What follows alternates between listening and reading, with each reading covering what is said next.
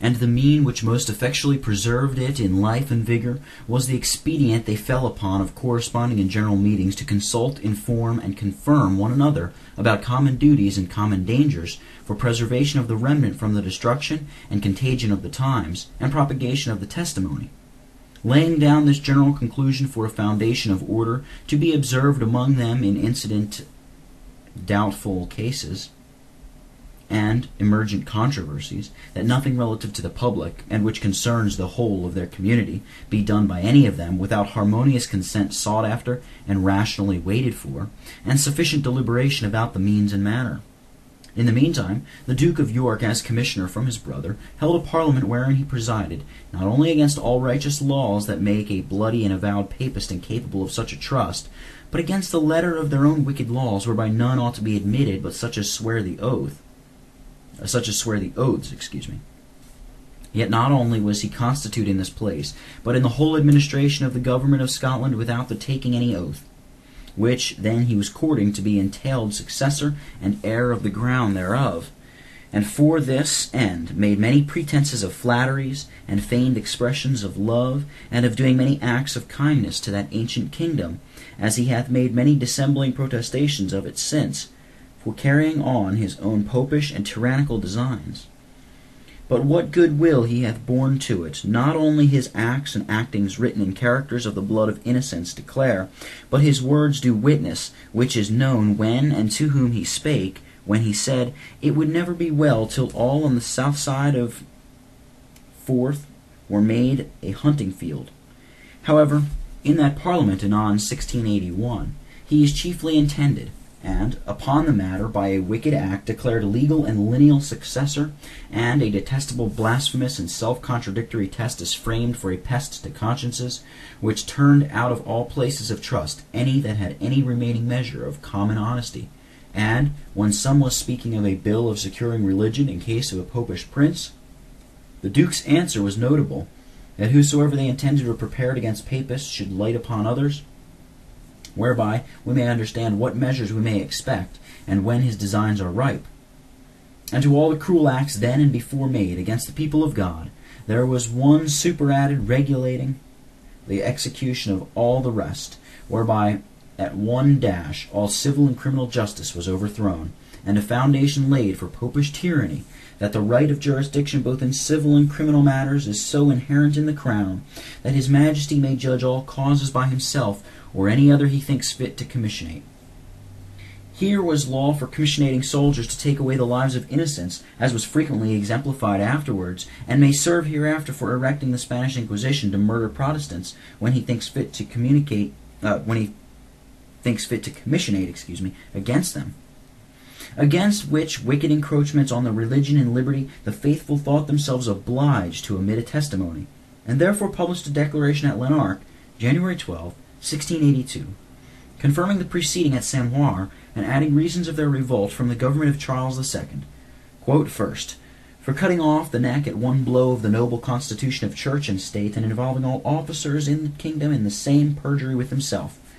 Second, for exalting himself into a sphere exceeding all measures, divine and human, tyrannically obtruding his will for a law in his arbitrary letters, so that we are made the reproach of the nations, who say, we have only the law of letters instead of the letter of the law.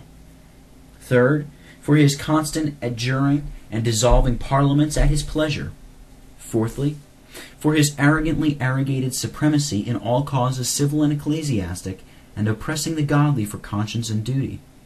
Fifthly, for his exorbitant taxings, cessings, and grinding the faces of the poor, dilapidating the rights and revenues of the crown for no other end but to employ them for keeping up a brothel rather than a court.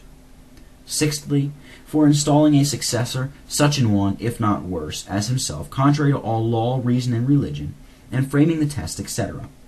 and in end offer to prove that they have done nothing in this against our ancient laws, civil or ecclesiastic, but only endeavor to extricate themselves from under a tyrannous yoke, and to reduce church and state to what they were in the year 1648 and 1649, unquote. After which declaration they were more condemned by them that were at ease than ever, and very untenderly dealt with, being without any previous admonition reproached, accused, and informed against, both at home and abroad, as if they had turned to some wild and unhappy course. For which cause, in the next general meeting, they resolved to delegate some of their number to foreign churches, on purpose to vindicate themselves from these calumnies, and to represent the justness of their cause and the sadness of their case, and to provoke them to some sympathy abroad, which was then denied at home, and withal to provide for a succession of witnesses who might maintain the testimony, which was then in appearance interrupted, except by martyrdom and sufferings. Therefore, by that means having obtained access for the instruction of some young men at a university in the United Provinces, in process of time, Mr. James Rennock received ordination there, and came home to take up the standard of his master upon the ground where it was last left, and to carry on the testimony against all the oppositions of that day, from open enemies and backsliding professors, an understanding more desperate like than that of Unus Athanasius contra totum orbem, and like that of a child threshing down a mountain, which yet against all the outrageous rage of ravening enemies, raging, ravaging, hunting, chafing, pursuing after him through all the towns, villages, cottages, woods, moors, mosses, and mountains of the country, and against all scourge of tongues, the contradictions, condemnations, obloquies, reproaches, and cruel mockings of incensed professors, and generally of all the inhabitants of the land, he was helped to prosecute by many weary wanderings, travels, and traversing's through the deserts, night and day, preaching, conferring, and catechizing, mostly in the cold winter nights in the open fields, until, by the blessing of God upon his labors, not only was the faithful witnessing remnant that joined in the testimony further cleared, confirmed, and encouraged, and their number much increased by the coming in and joining of many others to the fellowship of their settled societies, but also many others in other places of the country were induced to the contradicting themselves in the like, to the settling such fellowships in most of the southern shires. But when the fury of persecutors began to flame more flagrantly than ever, not only in sending out cruel soldiers, foot, horse, and dragoons, habitually fleshed in and filled with the blood of the saints, to hunt, hound, chase, and pursue after them, and seek them out of all their dens and hiding holes, in the wildest glens, fens, and remotest recesses of the wilderness, but emitting edicts allowing them to kill, slay, hang, drown, and destroy such as they could apprehend them pro libuto, and commanding the country to assist them in raising the hue and cry after them, and not to rest, harbor, supply, or correspond any manner of way with them, under the hazard and pain of being liable to the same punishment, whereby the country was harassed and spoiled in searching after them, and many villains were stirred up to give informations and intelligence of these wanderers wherever they saw them, or learned where they were. Hence followed such a slaughter and seizure of them that common people usually date their common occurrences since, from that beginning of killing time, as they call it. For which cause, to preserve themselves from, and to put a stop to that deluge of blood, and demur and deter the insolency of intelligencers and informers, they were necessitated to publish the apologetical relation, and affix upon it, and affix it upon several market crosses and parish doors, November 8th, 1684, wherein they, quote, declare their firm resolution and constant adherence to their covenants and engagements, and to the declarations disowning the authority of Charles Stuart, and to testify to the world that they purpose not to injure or offend any whomsoever, but to pursue the ends of their covenants, in standing to the defense of the work of reformation and of their own lives. Yet if any shall stretch forth their hand against them by shedding their blood actually, either by authoritative commanding or obeying such commands, to search for them and deliver them up to the spilling of their blood, to inform against them, to raise the hue and cry after them, and to delate them before their courts, all these shall be reputed by them enemies to God and the covenanted Reformation, and punished as such, according to their power and degree of their offense, if they shall continue so maliciously to proceed against them, and declare they abhor and contemn any personal attempt, upon any pretext whatsoever, without previous deliberations, common or competent consent, without certain probation by sufficient witnesses, the guilty person's confession, or the notoriness of the deeds themselves, and in the end warn the bloody Doegs and flattering Ziphites, informing them to expect to be dealt with as they deal with them." Unquote. This declaration, though it occasioned greater trials to them and trouble to the country by the courts of inquisition, pressing an oath abjuring the same universally upon all, as well women as men, and suffering none to travel without a pass, declaring they had taken that oath,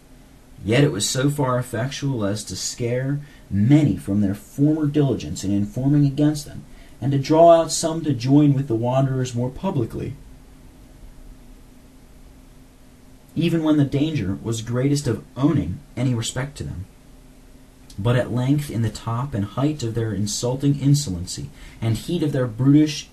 immanity and barbarous cruelty, designing to cut off the very name of that remnant, the King of Terrors, a terror to kings, cut off that supreme author and authorizer of these mischiefs, Charles II, by the suspicious intervention of an unnatural hand as the instrument thereof, wherein much of the justice of God was to be observed, and his faithfulness verified, that, quote, "bloody and deceitful men shall not live out half their days," unquote. His bloody violence was recompensed with the unnatural villainy of his brother, and his unparalleled perfidy was justly rewarded with the most ungrate and monstrous treachery of a parricide. For all the numerous brood of his adulterous and incestuous brats, begotten of other men's wives, and of his numerous multitude of whores at home and abroad, yea, of his own sister too, he died a childless poltron, and had the unlamentable burial of an ass, without a successor, save him that murdered him. And for all his hypocritical pretensions to a Protestant profession, he not only received absolution and extreme unction from a Popish priest at his death, but drunk his death in a Popish potion contrived by his own dear brother that succeeded him, impatiently longing to accomplish that conspiracy of reintroducing popery, wherein the other moved too slowly, and passionately resenting Charles's vow to suffer the murder of the Earl of Essex to come to trial, which was resorted to by the reiterated solicitations of some who offered to discover by whom it was contrived and acted, which made the Duke's guilty conscience to dread a detection of his deep ascension to it, whereupon the potion quickly after prepared put a stop to that, and an end to his life, February 6th, 1685, of which horrid villainy time will disclose the mystery, and give the history when it shall be seasonable. Fourth, the former persecution and tyranny, mainly promoted by the Duke of York's instigation, did not only oppress the poorer sort, but reached also the greatest of the nobility and gentry in both kingdoms. In Scotland, the Earl of Argyll was arraigned and condemned for his explaining of the test, but escaped out of the castle of Edinburgh anon 1681. And after him several gentlemen were arbitrarily oppressed and troubled upon the act of intercommuning with rebels, and for a pretended plot against the government, as they called it, but really because they knew these gentlemen had a desire and would design to preserve the nation, which they were seeking to destroy, and would counteract their wicked projects to advance popery and tyranny upon the ruins of the nation's interest. For which cause they left their native country, to seek safety and quiet abroad. And in England, upon the same pretenses, the Lord Russell was murdered by law, and the Earl of Essex by a razor in the Tower, in a morning when the King and Duke of York came to pay it a visit. And many other gentlemen lost either their lives or fortunes upon the same grounds of opposing the Duke's designs, which made many resort to the United Provinces, where they, with the Scotch gentlemen, as soon as they heard of the death of Charles II, and of the ascending of James, Duke of York, a notorious and bigot papist, to the throne, associated themselves to counsel to essay some diversion in opposition to the present current of tyranny and popery, threatening the ruin of both nations, resolved and agreed upon the declaring a war against that usurper and all his complices, and in order thereunto, having provided themselves with arms, concluded that a certain number should, under the conduct of James, Duke of Monmouth, direct their course for England, for managing war there, and others to go for the same ends to Scotland, under the conduct of Archibald Earl of Argyll, their chosen captain.